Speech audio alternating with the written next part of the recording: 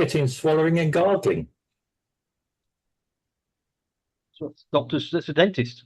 It's the dentist. Okay. Um, in this podcast, I'm not going to go on about the riots in the UK, because we've been on about this Mm. for how long have we been doing these podcasts? About two About two years. years. Yeah. And from time to time, we've always said, that this is happening in the UK, and Mm. that's happening in the UK, and Yeah. the government doesn't want to do anything about it. And it's all led up to this point. Yeah. So, I prefer to say what's going to happen Mm. rather than what had already happened. Yes. If you know what I mean. You get all the bits of the jigsaw and fit them all together, and you get a picture. Yeah. So, let's I want to go return to Paris and the Olympics, Right. right? Mm. Some of the highs and lows, I suppose, Mm. Yeah. of the Paris Olympics so far. So Yeah. far, it's not all bad, people. It's not all bad, and you'll find out why. Mm. So the food in the Paris Olympics came back into the news Mm. after some terrible reviews during the first few days. Mm. Some GB athletes detected small worm-like objects Mm. in their fish dishes. So if the fish was starting to go off, or Yeah. if it's normal for French cuisine to have little worm-like things in their fish, we don't. Yeah, I don't know. Yeah. But they complained about this, and so they, like I said in the other podcast, they decided to eat in another place in Vichy, Mm. uh, Yeah. in Paris. But after the problem hit the headlines, the food does seem to have got better and is being Mm. accepted by most athletes. Yeah. Some saying that it reminded them of school dinners. Now, my memory of school dinners, Mm. is what I would call canteen food. Yeah. It's canteen food. But I mean, since I was a kid, um, the school dinner is an apple and a box of juice. Yeah. So I don't know this reference to school dinners. Mm. It depend on who said it, I suppose. But for the majority of the competitors, they're giving Mm. the food a 6 out of 10. Right. If after the food has been improved, they're only giving it 6 out of 10, I've got to ask what it was before. Mm. And also I've got to ask if this is par for the course, Mm. for the main course. Boom, boom. Yes. Um, so here we go. Some things that happened Mm. during the week or so of the Olympics. French pole vaulter Anthony Amirati. Yes. He's the guy that was pole vaulting Yeah. and hit the bar with his knob, Mm. right? Yes.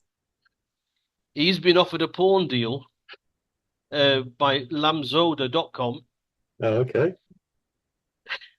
and I don't know why. For me, it would be very, if I had an erection at that time as well, I'm sure it'd be quite embarrassing for the whole world to see, just like he must have done. However, Serena Williams, Yeah. the tennis player, Yes. she said, seriously, when your sport is all about getting your body over the bar and Yeah. it's a matter of millimeters. Yeah.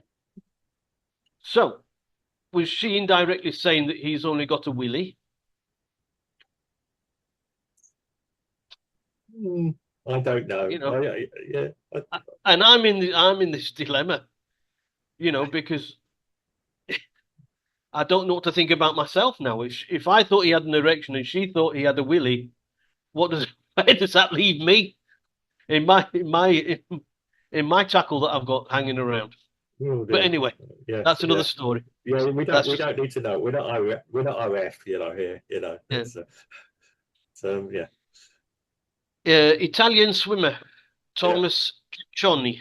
Yeah. Uh, he slept outside or has been sleeping outside in a Parisian park after he complained about the conditions in the Olympic Village.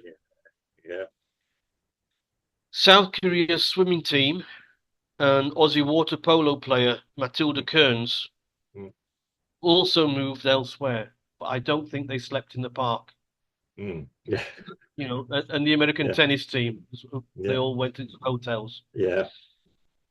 So if you want to, if you want to bum a couple of quid from the Olympic athletes, Yeah. these are the people to speak to because they've Yeah. got the good. Not the Italian guy who sleeps in the park, but No, the no. others that's gone into the hotels. Yeah. Well, The latest one from yesterday is the British 5,000-meter runner George Mills. mm, He's the guy that went down, and three other athletes went down with him. And mm, when there's about 30 or so meters to go, yeah. in the qualifier of the 5,000 meters. Mm, Now, according to the British press, he was pushed by French athlete Hugo mm, Hay. right. Yeah.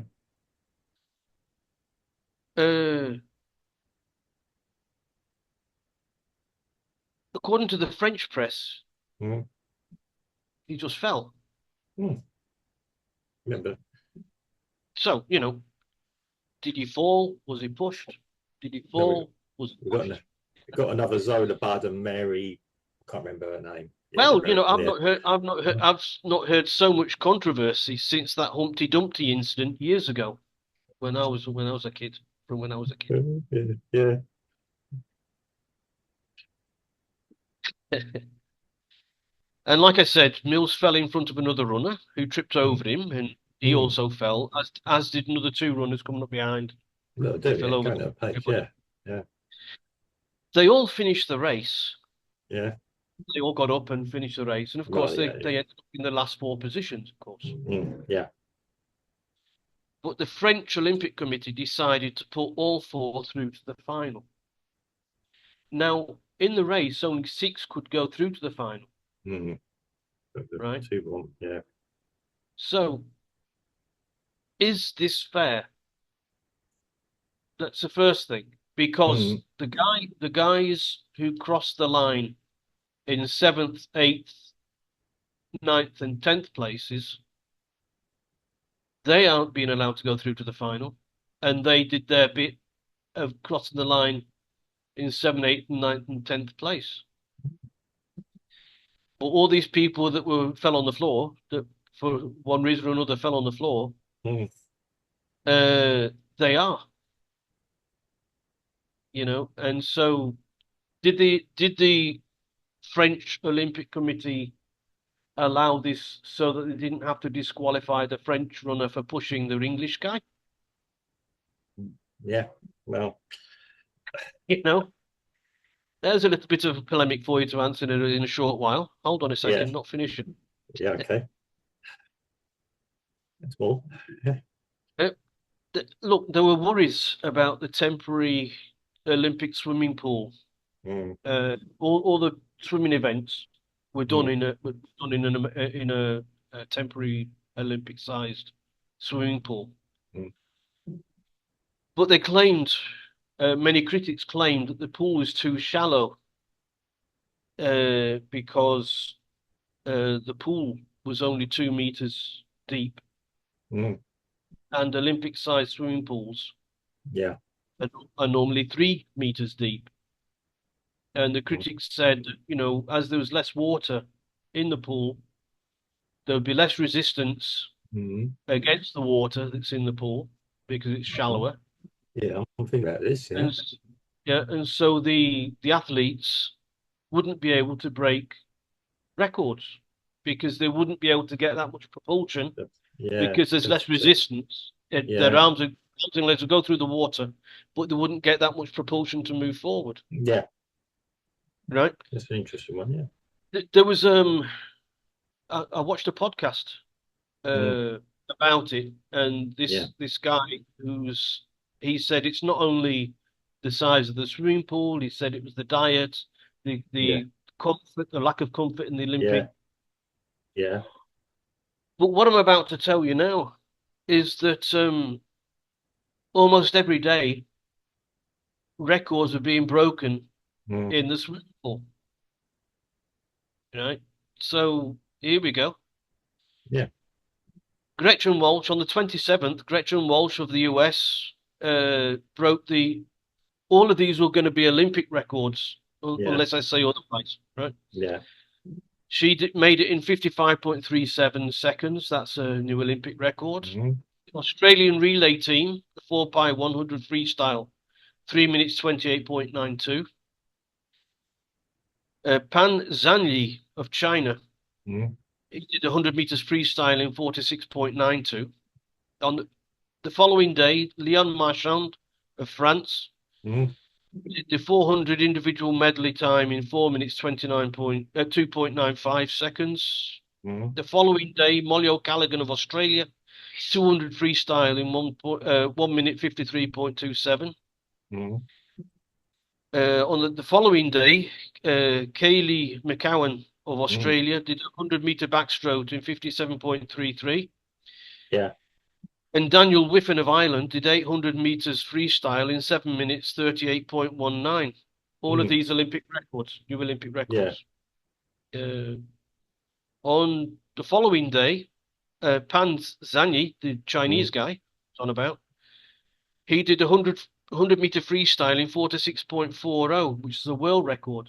Yeah. He was a record holder before the Olympics, and so he broke his own record. Yeah. Leon Marchand, that French bloke again, he broke 2 Olympic records on the same day. The 200-meter butterfly in 151.21, 200 breast 205.85. Okay. I could go on because we go on to August, the 1st, 2nd, the 3rd, and the 4th. Yeah. The last one's on the 4th before the end of the swimming was Bobby Fink, US, 1500 freestyle in 14:30.67. All of these Olympic records. Right. So, I think we could agree, perhaps, that the worries about the pool were unfounded. Yeah, I was going to say, I was trying to... because many Olympic records were broken.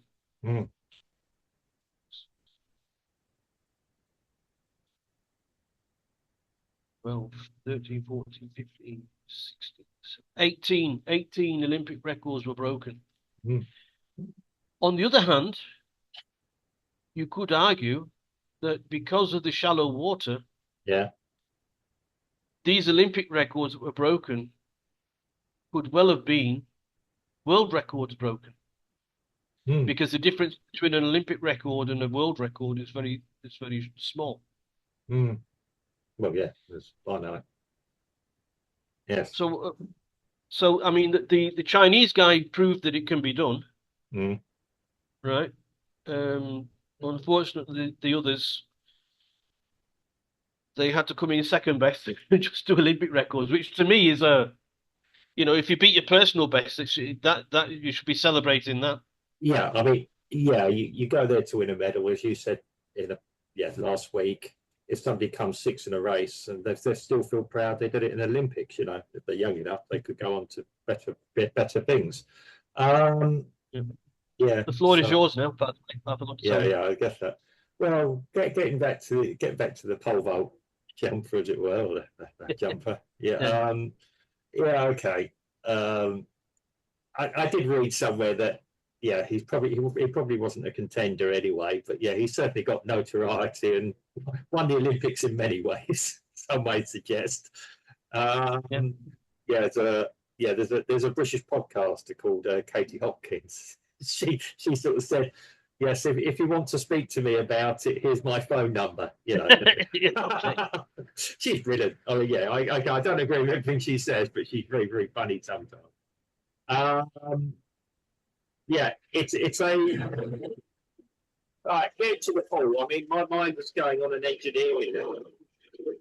If we're talking about density, What's going on? okay, cut that bit out. Okay, get back to the pool situation. If we're talking about water, we have to be talking about density. Okay, I can't see how that really affects. If I was to get a meter of water, it doesn't matter. Yeah, would that be have any increased density over an entire size pool like this per meter? Because you're only really going to be swimming against where you are. I'd have to look into that more. It's not something I've thought about, but I can't see that as a major. It'd be marginal at best. Okay, I mean, if we're talking about water up against something, pushing against something, there's pressure against something like that, as force like that. But if it's just the individual thing, yeah. When we're talking about world records, we're talking about a fraction of a second. Yeah. Which is also marginal. Yeah. So I mean, yeah, I might look into that. I'll get back to you next week if I find an answer. Or maybe on one of our Tuesday podcasts, I'll do it as just a separate thing. But I really can't see that's a major issue. But hey, if somebody knows out there, please put it in the comments, and we're interested. Yeah, to me, it's a normal Olympics. There's always these things said. If this has happened, does that happened? Is against this? It's against that. There's something wrong with the track. There's something wrong with this. The IOC have standards. I remember when I was actually in Australia when the Olympics was going on in Sydney. I got out of Sydney just before I started because it got expensive. But yeah, there was even the thing. This is New South Wales, and they said the wrong type of sand for the beach volleyball. And they were talking about importing sand from elsewhere in Australia, and core. Yeah. So, people in Sydney were being told their sand was below par compared with another Queensland. That was it. They're going to import sand from Queensland. Oh, you might have well declared war at that point, created almost an internal civil war over that. I think in the end they decided the sand was the sand. It was within parameters or something. I can't remember what the agreement was. That was an interesting one. Yeah, okay. Well, we're talking about records. I mean, I don't know what to make of that. I've got a lot of questions about the Olympics. What I'm pleased about now is, okay, people like us talk about it. We're actually talking about the sport and achievement and the athletes, what the athletes are achieving. Even the French guy who didn't quite make it over the bar, we're still talking about an athletic achievement, if you understand what I'm saying there. So yeah, this is what it should all be about. You know, did they break the record? How close was this? Now, when it comes to these runners, I heard about this. We have to hope that who's ever making the decisions at the top is doing it fairly and honestly, and it's within the rules that they've written. If you start moving the goalpost of everything all the time, it becomes meaningless. I always understood it's like a Formula One racing, for example, very different thing. If a car gets knocked out, it gets knocked out, wherever the circumstances. Now, if there has been cheating going on, that could be quite serious.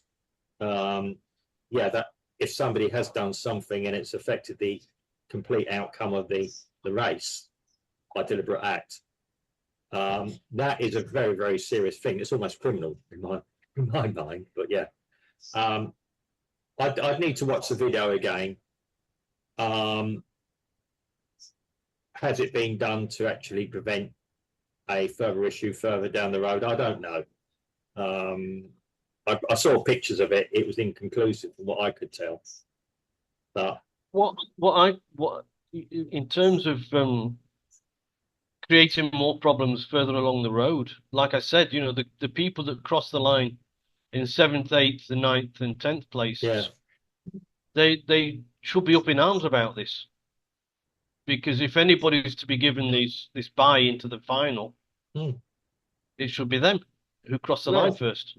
Oh, right. I mean, that's the problem. I mean, yeah, sometimes it's a team. Don't forget the individual athletes have to be very careful what they say, understandably. I might add, it's not free. We're not talking about freedom of expression here. The team, it would be the team, the individual countries and teams would have to lodge the objection. The athletes themselves have to be very careful about shooting them, well, not shooting them out, about saying anything. They'd have to come from the team. Yeah, officials, and it's all legally tied. I don't know. It's an interesting one. Who's maybe they've accepted? Yeah, they could have got lucky. There is also an acceptance sometimes. Is I didn't want to win like this. I wanted to win it properly on my own merits. Maybe this has gone on. I really don't know. Maybe the athletes have been told, well, I'm afraid you've got to accept it. They have to go with team orders. There has to be some discipline within the team. The managerial and the team, the individual country team delegations would have to lodge the official complaints. I can't see. Again, you'd have to understand all this. Who knows? There may be legal reasons behind it all. It's going to be interesting. It's a shame that if there has been foul play gone on one way or another, maybe leave it a day or so and rerun the race. I know scheduling is an issue then, but yeah, maybe have a rerun if there is this much controversy. But maybe they can't. Then you're going to have the problem with the first 6 that pass the post are going to turn out. I don't want to. I've already qualified. Yeah. Again, just like I said, it how do you resolve this situation? A bit of a hot potato. Don't forget, all these athletes know each other as well. Sure. And they're all on the circuit together. Some of them are quite good friends or rivals, frenemies, I suppose. Yeah, of course. Maybe they didn't think there was foul play. Maybe they accepted it as it was. No, the English guy after the race, he went up to the French guy and gave him the riot act, saying that you push me, you push me. Yeah. I mean, yeah, there's one man's word against, in court of law, that would have to be resolved. Not too sure. I'm not. If he tripped over his own feet, I'm not sure he'd say to the French guy, "You push me." Again, I remember the incident, the Zola Budd incident years ago, and if you ever watched that, I do not believe she Mary Decker. That's it. Yeah, I do not believe that she actually tripped. Deliberately. Did anything to me. Yeah, deliberately, if anything. But yeah, I mean, I didn't like Zola Budd. I thought she was a bit of a character as well. I mean, they're all top flight athletes. They're all professionals.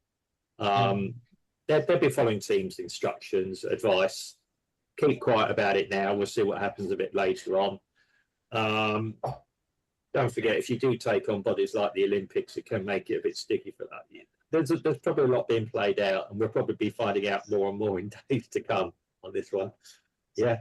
Again, it's another thing, but at least it's a sporting incident and not some other piece of nonsense around it all. Yeah, I'd rather be arguing about, is this right, is that right, a technicality about sport, other than other things. And I'm quite pleased about that. I'm quite happy to do that, when you're watching any sport. Was it in, was it out, was it this, was that the right call? At least we're talking about the actual sport itself.